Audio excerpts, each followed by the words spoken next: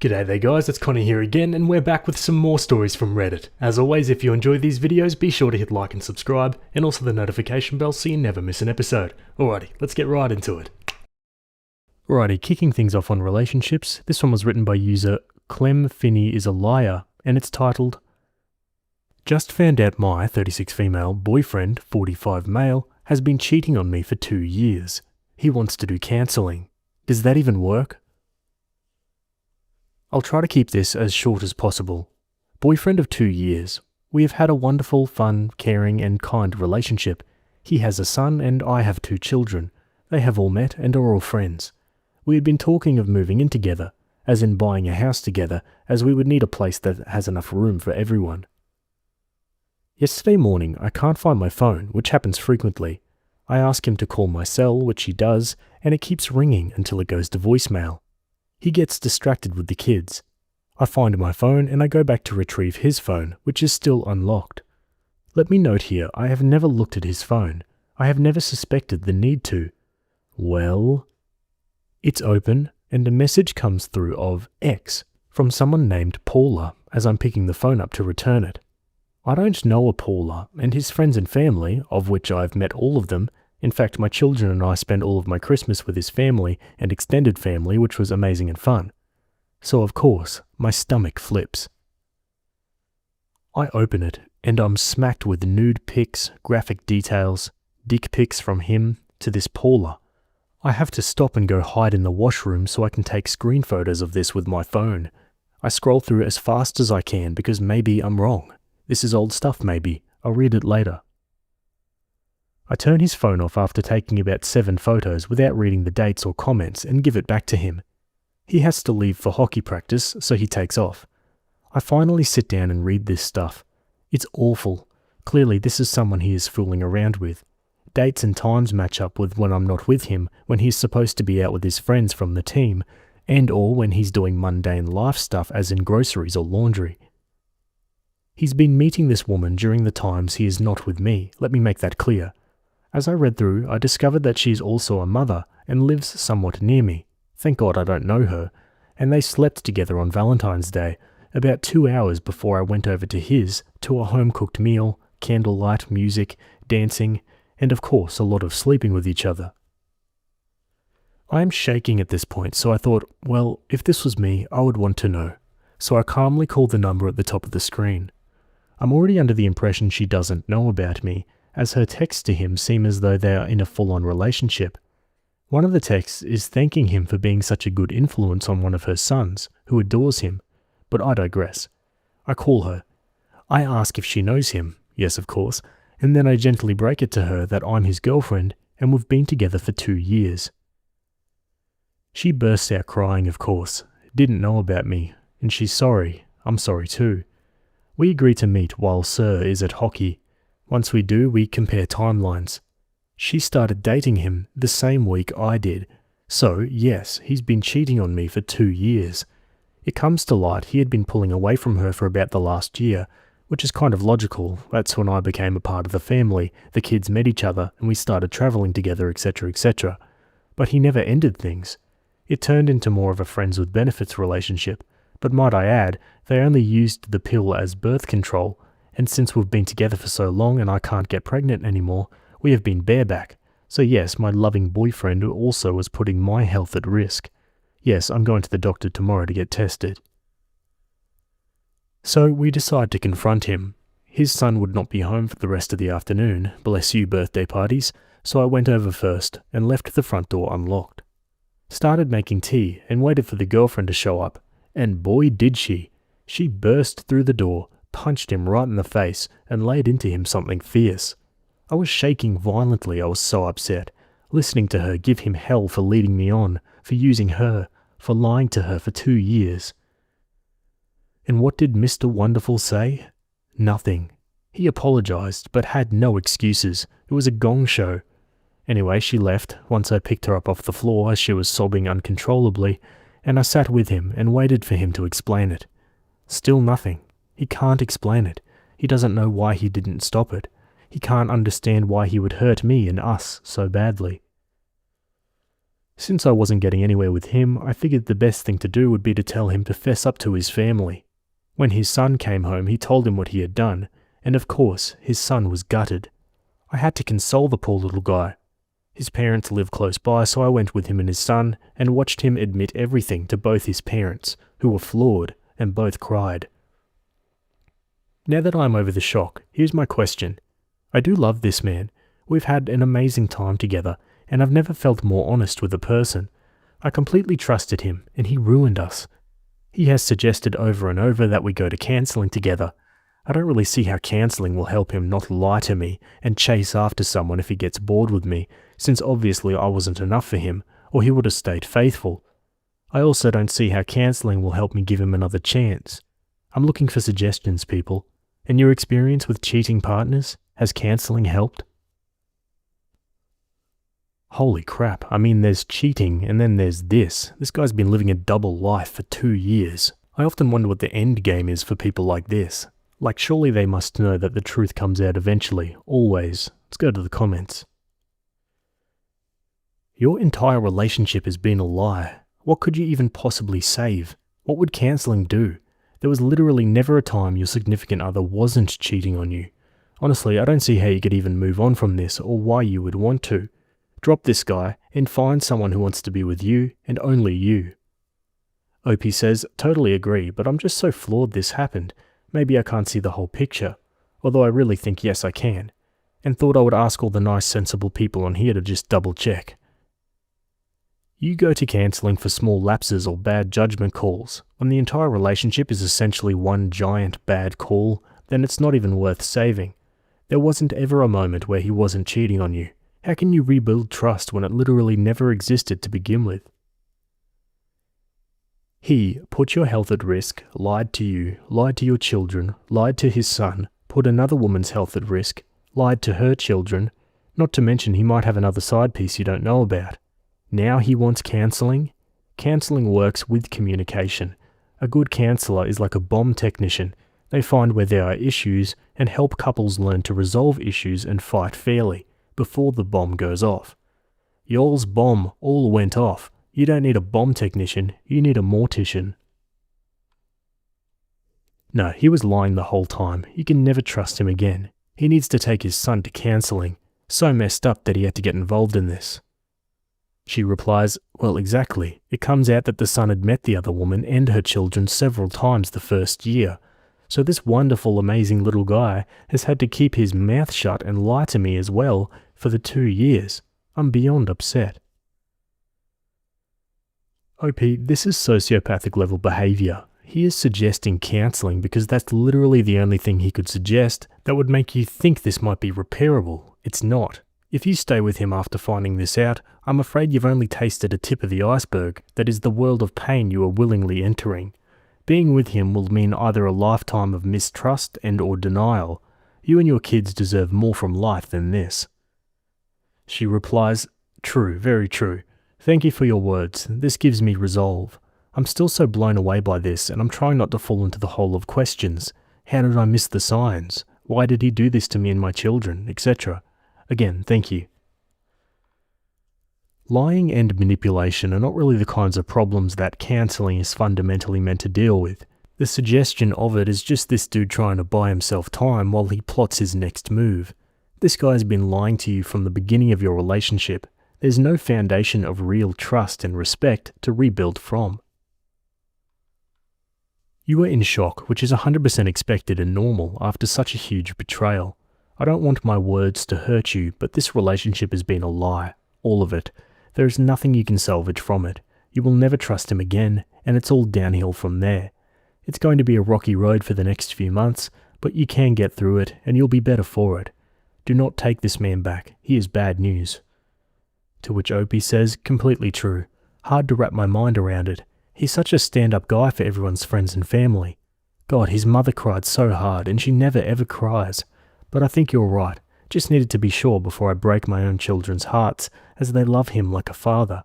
Plus, he is a widower, so his son and I have had a very close bond, which is killing me. I have to let go. Now for an update 12 days later. So after my post, several of you lovely people explained not to get back together with him. I completely agree, however, there was some unfinished business. Over the course of 2 weeks, I've been talking to his ex, who of course was in pieces. I told her she needed closure, so I suggested to my ex he meet up with her, even offered to watch his son so they could meet. He said he would be an hour tops. It was 2 hours. I found out after that they did meet up and sat in her car and talked. He claims nothing happened, but I don't care at this point. I've spoken to her since, and she's thankful I set that up so she could say goodbye to him. Unfinished business number 1, done. I've talked to his son a fair bit over the last 2 weeks. He understandably has a lot of trust issues. Talking with my ex, he has set up therapy to also include his son, and I've encouraged his son at length to speak his mind during these sessions.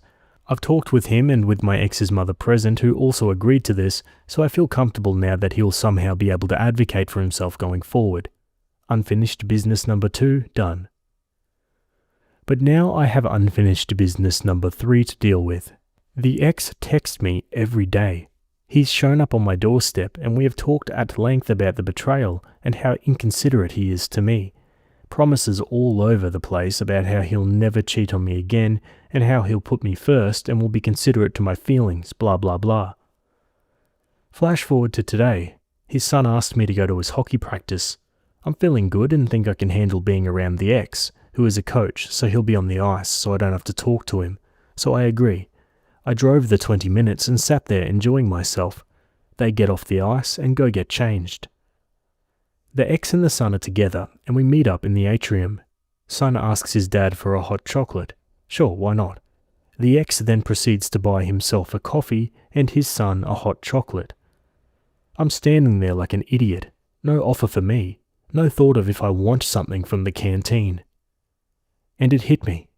This is what my life would be like if I stay with him. I'll never be thought of. I would be an afterthought. No, I didn't need anything from the canteen. That's not the issue. I stepped up to be there for his son, and he can't even think of me or my needs. I hugged his son goodbye. I told him if he needs anything to send me a text. I said goodbye to the ex and walked away. For all I know, he's still standing there wondering what just happened. I've deleted him from my phone. I can't have contact with him.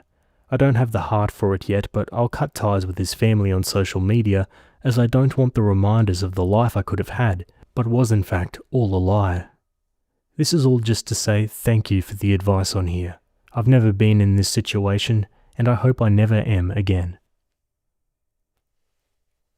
Wow, one comment says, how do these people exist? I'm currently single and I'm exhausted. Can't ever imagine having one, let alone 2 whole relationships to deal with. I think about that a lot with people in these stories. Who has the time? I was watching some Dateline episode where a woman was missing. I guess she was dating someone at work, so they interviewed him. Apparently he was sleeping with like 15 different women and didn't have the time to be jealous or murder her. I was like, does he not have hobbies? Some guys will do anything to get their partners to forgive cheating except for be a good partner.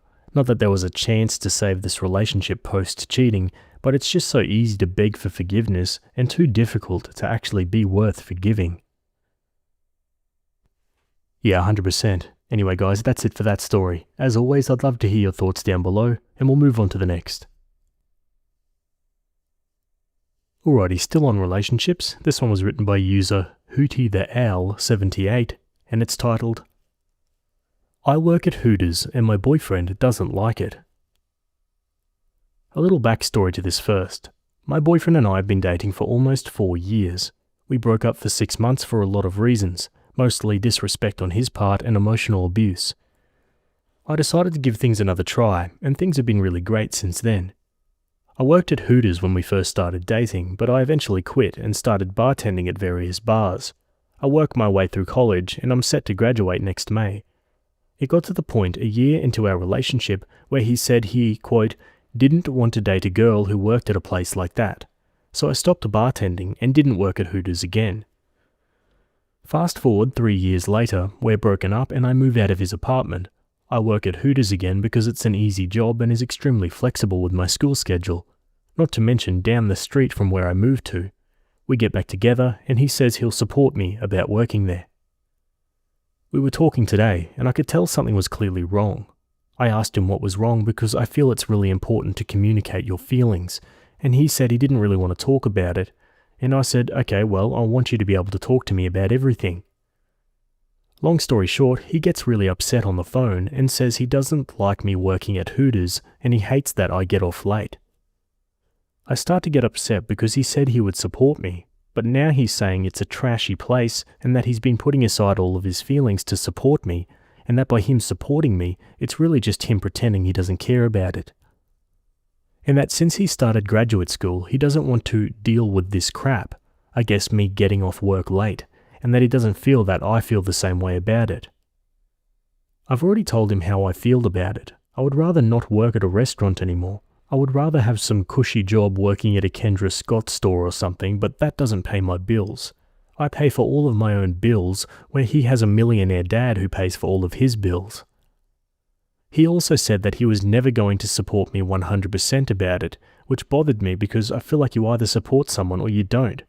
And I told him I was working there before we even got back together, and this is temporary until I graduate. The entire conversation just made me feel bad, and like he just wanted me to say, okay, I'll quit and find a new job. He also said he doesn't want to talk about it to begin with because it wouldn't matter. I don't know what to do, Reddit. This is putting a lot of stress on me now.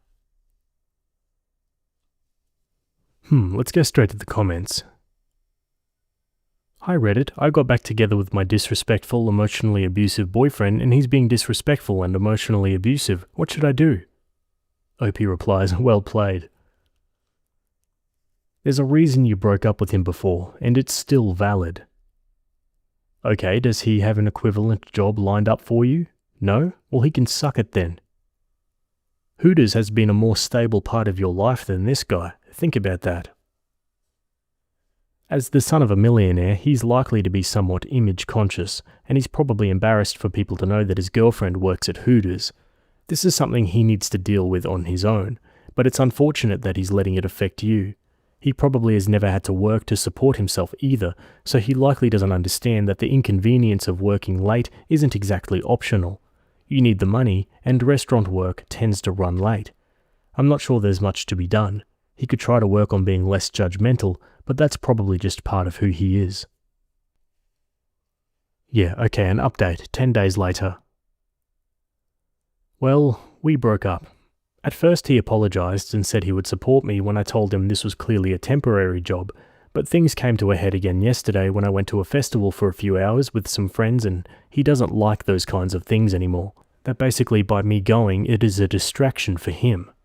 And also that I didn't care about his feelings because he mentioned he didn't like festivals, but I didn't really understand that by him telling me that he didn't want me going at all, and he didn't really have a reason either.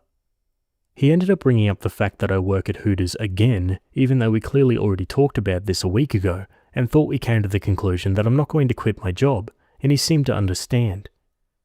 So I felt like he was back to trying to control me and making me feel guilty for going to one damn concert or festival, and we got into a huge fight, basically ending on me saying, unless he is going to pay for all of my bills, he has no say in where I work. Well, that didn't end up well. He just ended up saying, well, I didn't know this is how you really felt about everything. I wish I had known. Because I previously stopped working at bars and Hooters for him. And I was just like, okay. Then I started feeling guilty, like maybe I should stop going to those kinds of concerts and change my job. I regret even trying to work things out with him for it to just end up like this a few months later, but at least I gave it another chance. Opie adds another thing the ex said. Yeah, he also threw out the "you are who you hang out with" card, so I guess I'm just hanging out with hundreds of other people simultaneously. And another update, 4 months later. So it's been about 4 months since I last posted, but I thought I'd give you all an update. So basically, I've been no contact with my ex since my last post. I was still in a pretty bad place emotionally and mentally 4 months ago. I'd been struggling with that emotionally abusive relationship for almost 4 years, and it honestly messes with your head after a while. You get used to the crappiness for so long that it starts to become a norm. When you look at it from an outside perspective, you just want to be like, what the hell are you doing? For anyone that is in a similar position that I was, please, please, please get support from friends and family and whoever. There is a light at the end of the tunnel, I promise you. I'm now in a really healthy relationship with a guy who couldn't give two craps whether or not I work at Hooters. Oh, and we just definitely got back from Austin's City Limits, which is a festival, and had a great time thanks to not having anyone trying to make me feel guilty for going, lol. A pretty short update, nothing too exciting, but I wanted to say thank you, Reddit. There you go, great ending, and I'd love to go to Austin City Limits as well. Let me know if you've been in the comments. Anyway guys, that's it from me today. Hope you enjoyed those stories, thanks for making it to the end, and I'll see you all in the next video. Have a good day. Cheers.